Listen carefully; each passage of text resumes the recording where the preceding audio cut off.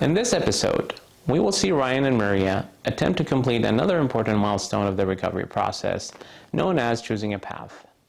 We will see the two of them identify some of the obstacles getting in the way of making a choice and the different areas of assessment that they need to examine to choose the path of recovery that is most suited for them. Let's take a look.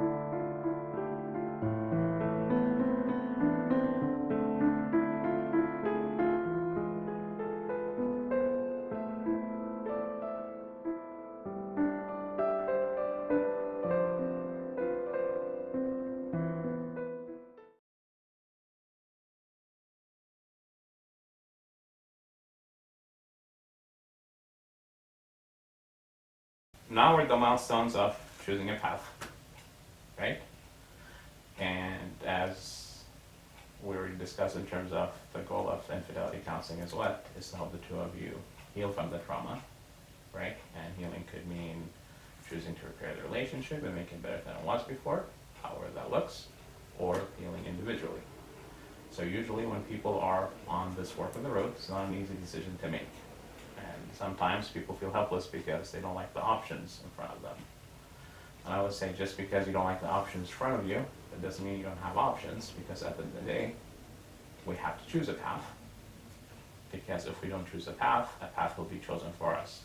That's just the way of life, right? Because if there's no clarity of what we're doing, where we're going to go, eventually things are going to get to the point where people split because they didn't even entertain whether or not they can rebuild their relationship. Right. Now, easier said than done, right? Intellectually, we don't get this as a concept to have. We need to be killing. But sometimes people have obstacles. And again, the reason I use the analogy of a path is why? Because just because you choose a path, it doesn't mean you're stuck with it. It just means that you take a step in that direction. If it's good, you take another step. If it's good, you take another step. If it's not good, you can always go back and choose another path. So let's start with some of the obstacles that are preventing the two of you from even entertaining choosing a path. What would they be for you, Maria?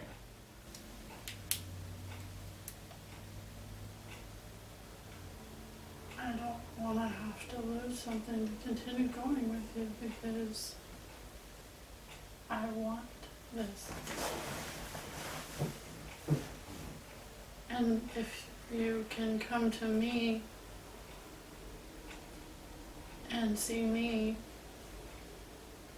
and hear me, it's not. If you can get rid of the noise and all the shit around what you think it is and actually hear me for what it is, it'll be completely different and it wouldn't be an obstacle.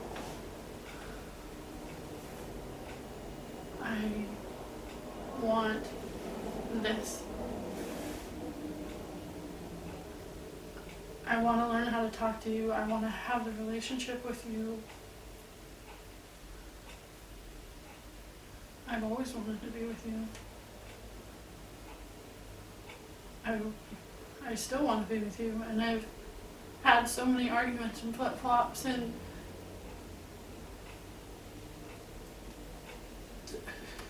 just heart attack moments of, we can do this. We've got this. It's doable. And right now, I can say that it's doable. But when we walked in that door this morning, it was He's never going to understand me. It's never going to matter. I'm never going to do enough. I can't communicate enough. I can't do enough because I just can't get you to understand because you're unwilling to understand. I don't want to walk out that door without you.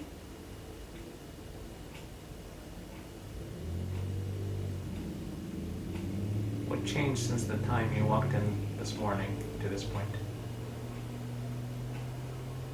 The communication.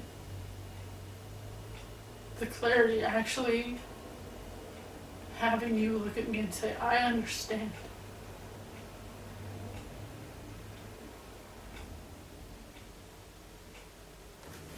I've been at the point repeatedly that I just want to quit, that I'm done. That you've pushed me away to the point that I don't know why I came back. I want that to matter. I want that validated.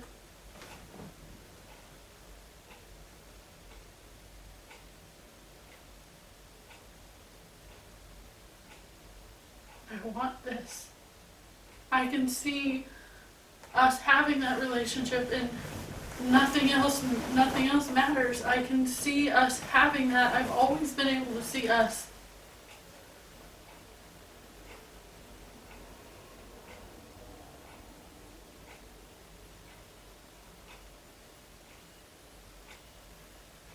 That's what I want.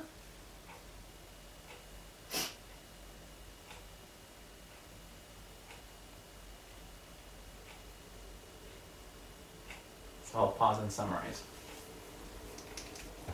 And thank you for the context. The main obstacle is what? Of entertaining choosing a path is the fear of choosing a path will end to a major important loss for you. Fair to say? Yeah. Okay. How about on your end, Ryan?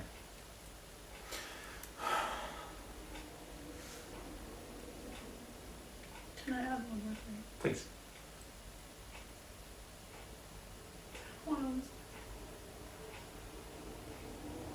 I've lost every family I've ever had. I don't want to lose this. Haven't. You know how much that matters. Huh? I don't know what to matter. I don't know how much my family matters to me.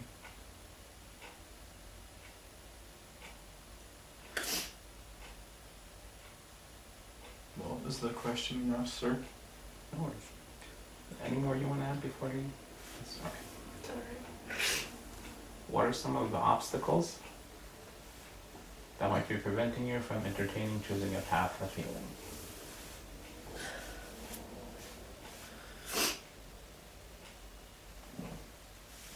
Did I actually answer the question?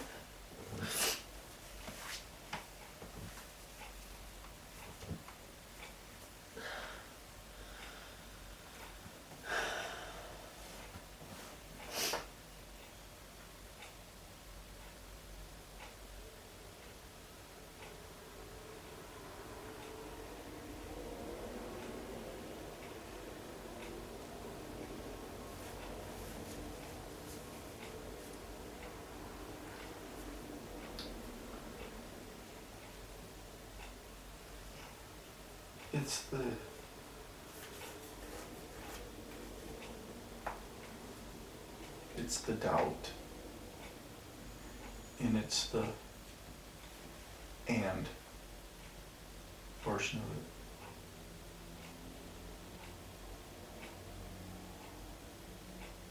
Because it doesn't really make me feel like it's about saving us when and is involved.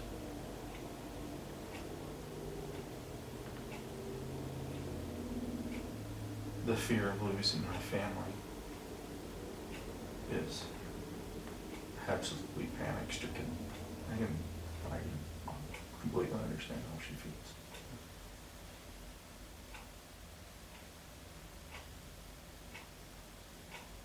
but it's the and. That's what's been our holdup this entire time is and. Well, I want us to work. Can't you see how much I love you? Can't I see how many times I came back? Can't you see this? Can't you see that? Well, I see every bit of it. I see every bit of try. I see every bit of her coming back. I see every bit of work that she's done to come back. But, and,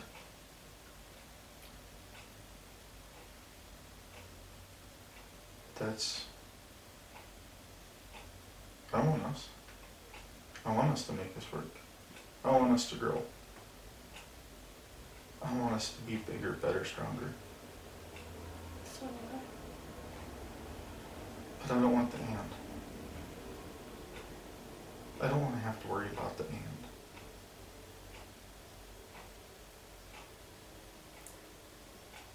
So the obstacle here, in addition to the shared obstacle of the fear about losing the family, it's whether or not the and is going to be the dead end for rebuilding the relationship. Accurate?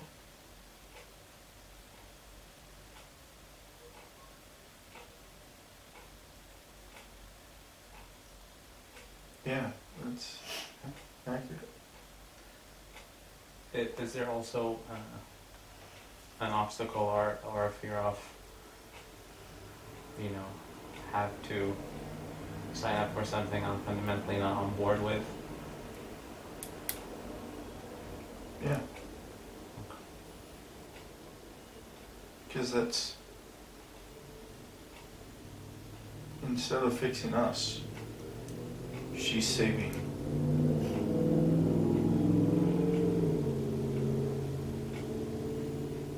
Because for you it's a either or, right? It's hard for you to see how the two can coexist. Yeah. Okay.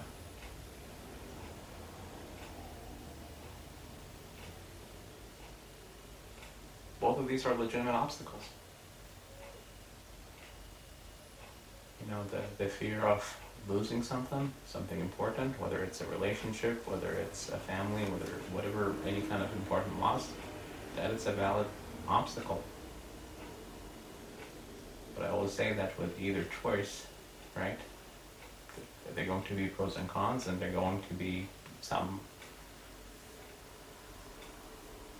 impact of any choice that you take. Now, it's an issue of figuring out what the best path to explore, and whether or not the consequences of that path is going to be manageable, acceptable, and doesn't cause resentment for the two of you down the road. there's no choice. It's his choice. That's all it is. Say that again, please. I said there's no choice. It's his choice. Well, I can understand why it appears this way. And I said that yesterday, and I'll say it again today. This burden is not on your shoulder. It would be unfair to be on one person's shoulder. It's the choice that the two of you have to make, and that will become more clear in a little bit. But I understand why you see it this way, why you feel that way. Fair? Okay. So now, people say, okay, well, outside the obstacles, how do we know? How do we get to that decision? What do we look for to see which one is the better path for us to entertain exploring? Give me hope and just because you said just because you start down a path doesn't mean you have to stay on it. You can go back and reevaluate it. I'm gonna try.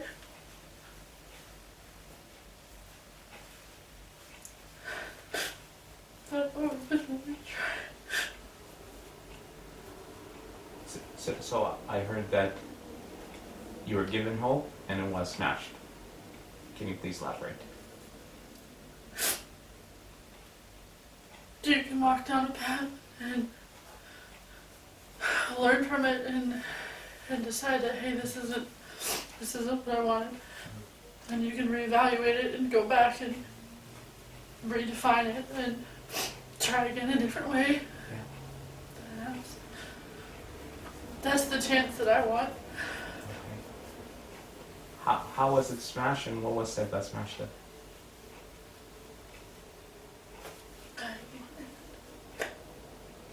This isn't about us. If it's about the end, this isn't about us. If it's about him, and it's not fucking about him. It's about me not losing myself again. Because that's what I was afraid of, is losing myself again.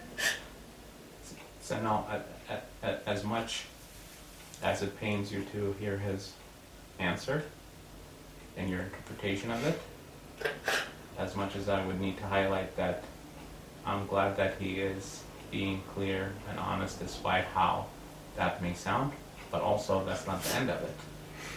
Because remember, your guys' life would have been a lot easier if that direct, clear communication wasn't on problem. There? Okay.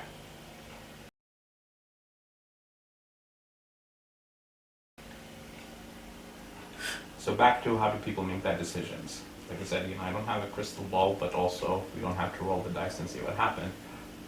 So there's 3 areas that people look at to determine which direction they're going to go. And we'll start with the easier one.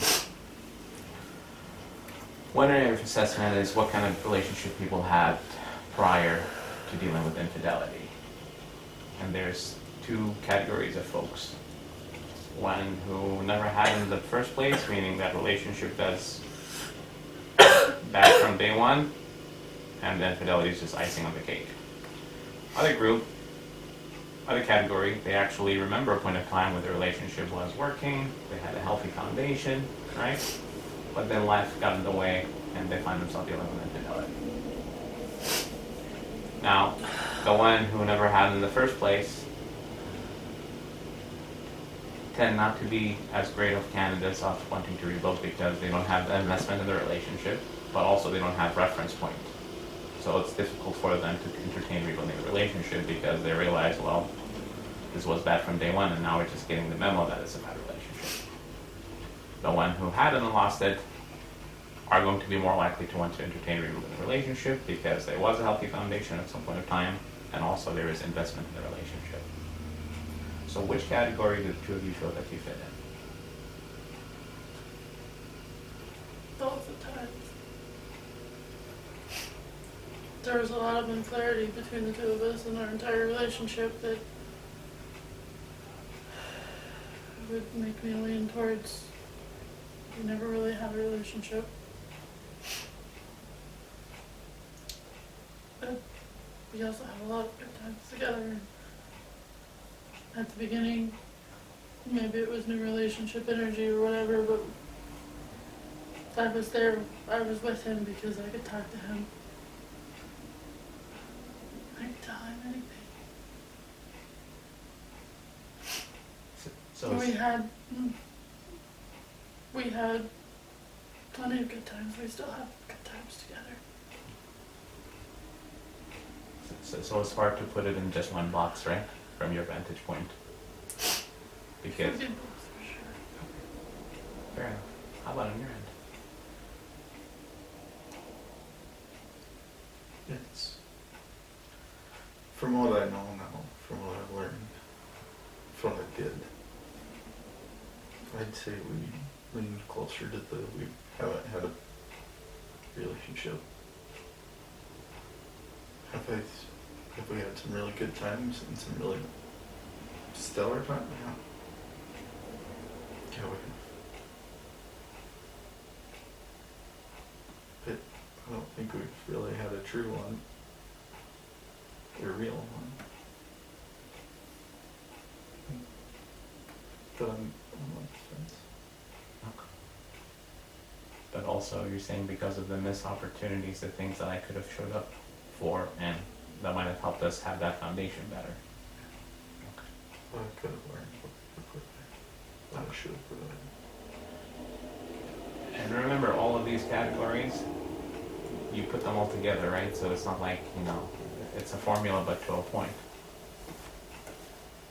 Secondary of assessment is how do people do in the previous milestones of getting the story, telling the story, accepting the story of infidelity. Are we being honest and transparent? Are we willing and ready to share some of the uncomfortable, unpleasant things related to the infidelity? That's the getting the story milestone. But also, part of that is how do people do in acknowledging the impact? Are they able to truly understand the damage that was caused? Are they able to have the right feelings associated with that understanding? So we'll start with the story. How do you think the two of you did in that department? As good as can be expected. I'm not hiding anything, not keeping details back, not. I want the understanding, I want the clarity, I want the depth. How about, how did he do? As good as it can. Meaning, adequate enough considering the circumstances, right? Like, everybody did the best they can to actually do this without shying away from the things that I had mentioned.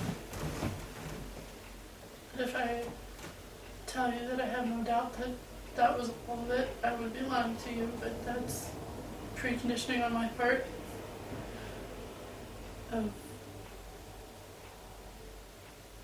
What else? There's always more. I never get the full story. I never really get the truth.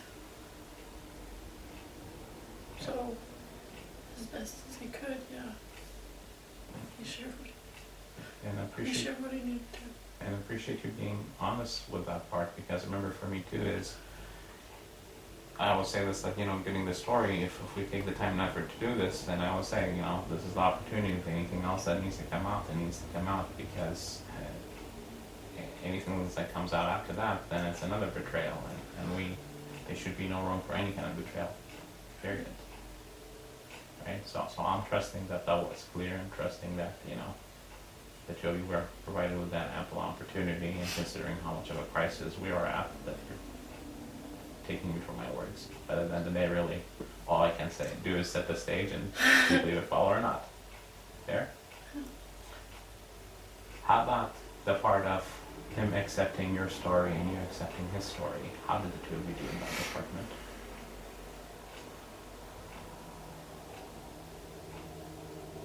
Okay. Your answer to this question, right?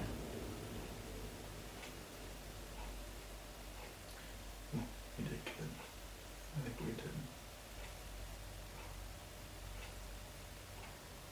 I think we did fairly well, considering the circumstances that we're in. Okay. Elaborate, because she elaborated on her part. I want to hear you elaborate on why do you think the two of you did well? Why did she do well? Why did you do well? The reason I think she did well,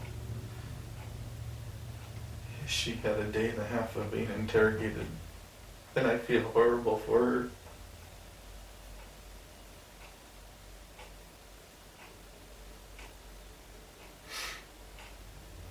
I feel horrible for the way you were treated.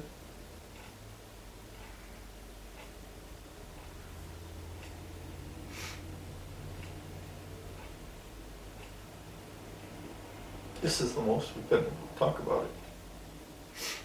The most that we've been able to generate positives from it. So yeah, I think we did good.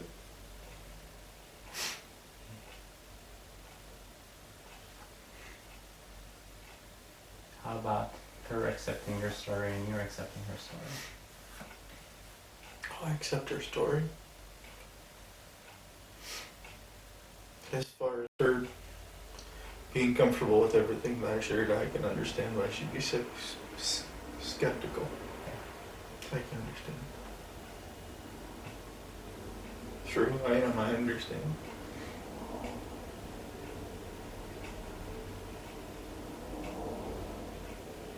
Alright, Maria, now about acknowledging the impact. How do you think the two of you did in that department? I don't feel like I did enough. Why do you say that?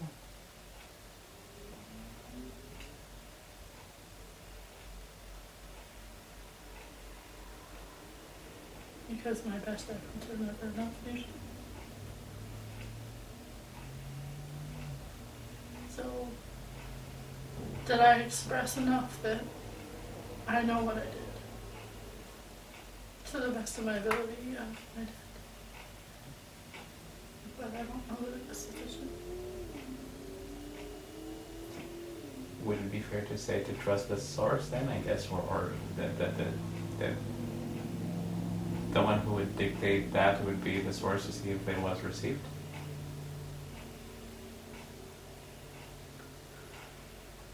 Yeah. But how do I believe that it was enough when it's never been enough in the past and my story's never changed? Sure. My depth of emotion and feeling for that's never changed. It's never been enough in the past. So I'll go to the source. Did she acknowledge the impact and articulate it adequately? Was it good enough? She did. I mean, again, I revert back to she's been beat on for a day and a half. She knows the impact. She knows what's happened. She knows what's happened. She's lived it. So yeah, her acknowledging, yeah. She knows. She proved it. She knows. So tell her it's good enough. You did a good enough. What you said is good enough. What you've done is good enough. Promise.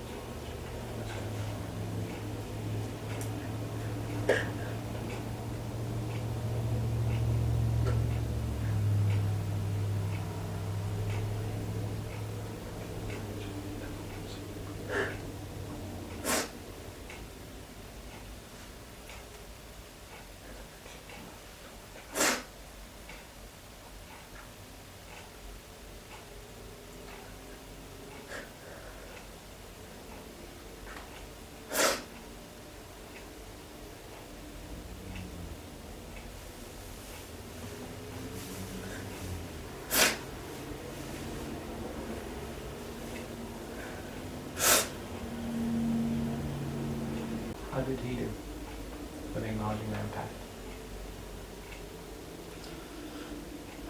Pretty good. They brought points out that I didn't realize were there.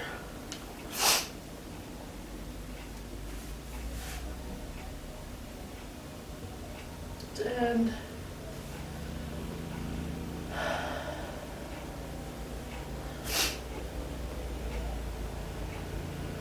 he showed me that he understands how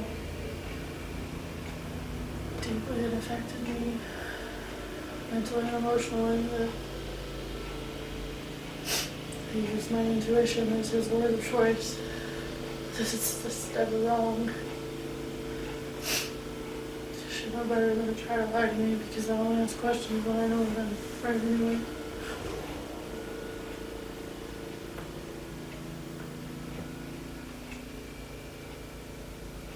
Try to figure it out, so you don't have to hide from me. Because I know how bad it sucks, and I don't want to have to hide. That's why I pick and poke. Why my anxiety is out of fucking control. So yeah, he did good.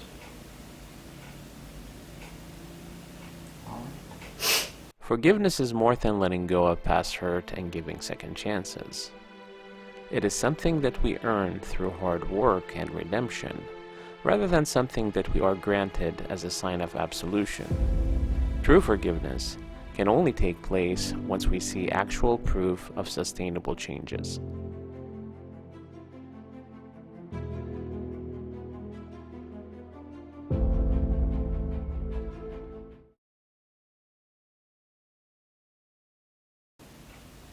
So, the third area of assessment is that what happened and why it happened. And for that one, there is no one size fit all. It's different for each couple and each individual. The best way I can clearly illustrate that part about the what happened and whether or not that's going to help go this direction or the direction as well. So the first question I ask is the type of infidelity that happened on both ends. Is it something that cannot be forgiven? That doesn't mean I'm ready to forgive it today. Is it something that does not lend itself to forgiveness? And I'll start with you. Do you think what you did and why you did it on your end lend itself to forgiveness? In general, as a concept, that doesn't mean that he is ready to forgive you or that you're ready to forgive yourself for your piece.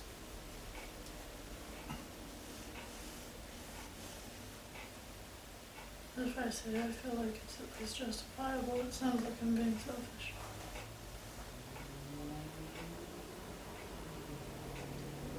Depends on what you mean by justifiable.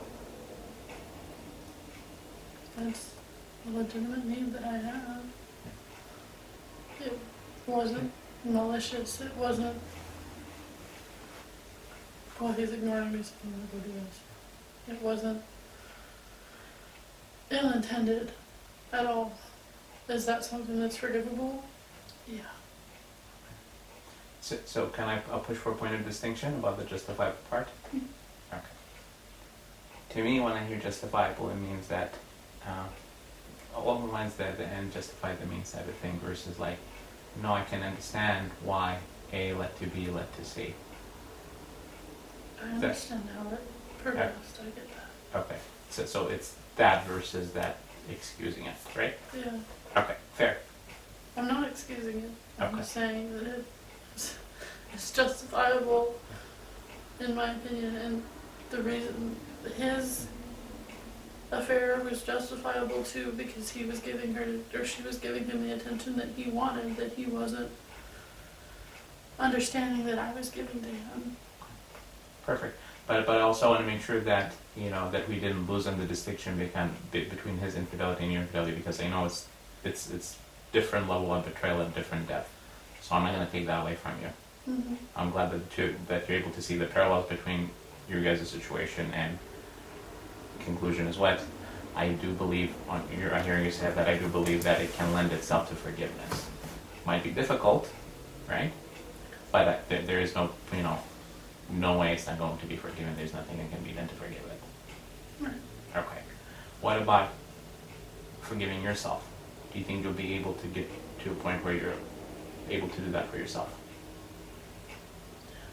Okay. Now, same question for you. Do you think what you did lend itself to forgiveness?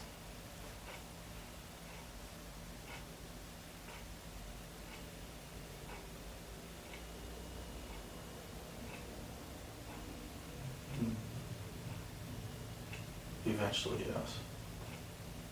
Right now, no.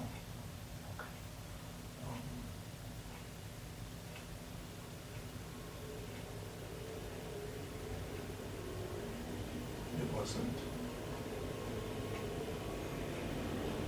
What she said is correct. It was a deal breaker for her. She drew a line in the sand. And that's what it was. She drew a line and it's not forgivable. And it's not even so much that it drew a line in the sand, it was a line that went along with it. So, Do I think it's forgivable? Yeah. Do I think it's going to take years? Yeah. Do I think it's correctable? What about what she did?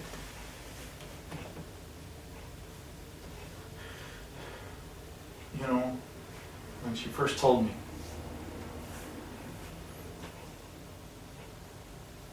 I had to forgive her because this was ending. This was it. This was over, right? I forgive you.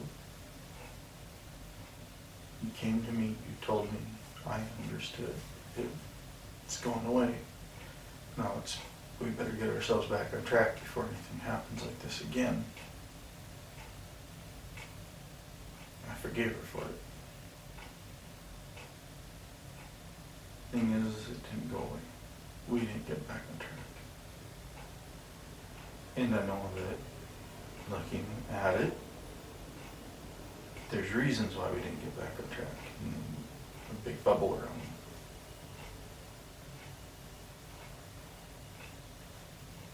Can I forgive her for the reasons why it happened? Yes.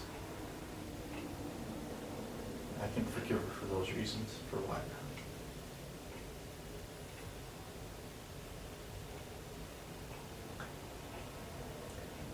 And one thing, this is a point for me to also clarify in terms of the forgiveness piece, specifically as when you said, I have attempted to forgive her in the past. A lot of people try to do this, right? Infidelity happened, they cry, they say make up, forgive you, but they don't have a true understanding of forgiveness, and that's why I would say forgiveness should be something that is earned by showcasing that the reason that led to this have been fixed. Anything short of that is just empty sentiment. And that's where I want to say is that mine's a multiple piece answer. Because I can forgive her for that. I can forgive her for the infidelity part.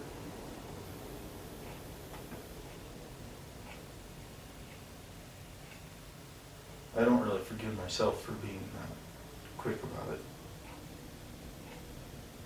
I don't forgive her for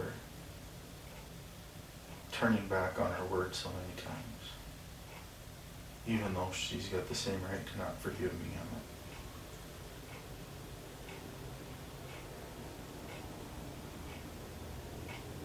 I see the trial, I see how many times she's came back. And is that worth the forgiveness?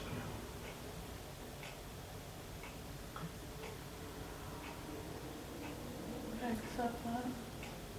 Because you're right, I went back on my word, but the problem is I was trying to make agreements for you and your wants and your needs and your comfort. That's something that I guess we overlook us. It's always been about me or you. It's never been about us. And that's... I'm accepting that I have went back on my word. And I'm not trying to justify it by saying but that's the reason is I've given you unreasonable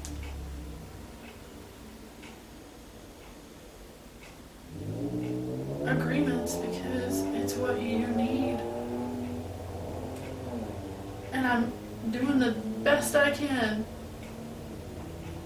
to honor those agreements so you can step back towards me and give me something that I need in return. So yeah, I have gone back on agreements that I've made with you.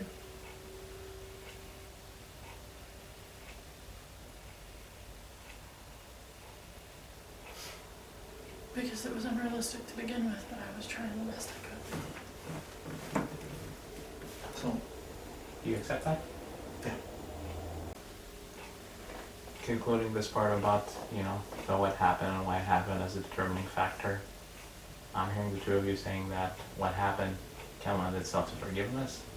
It's not easy. It will take a lot of elbow grease and a lot of time, but it's not impossible. So far so good? Okay. A lot of grinding, rewelding. elbow crease is a long ways from the top. Fair enough. When we watch Ryan and Maria engage in the milestone of choosing a path, we see a real shift in their interaction with one another, especially in the area of honesty, clear communication, and validation. We also notice that the two of them have a shared and favorable assessment in regard to their performance in the previous milestones, as well as the type of the relationship that they have had prior to the infidelity. We also notice that both of them believe that the forgiveness of their infidelities is something that can be attained down the road. So far, the area of assessment that you witness Ryan and Maria engage in is highlighting the potential for a joint path of recovery instead of individual one. But this could easily change once we get to the last area of assessment, in which we synthesize and evaluate all the different factors that have contributed to their infidelities. Until then, be well, be safe, and embrace the possibility for a brighter future.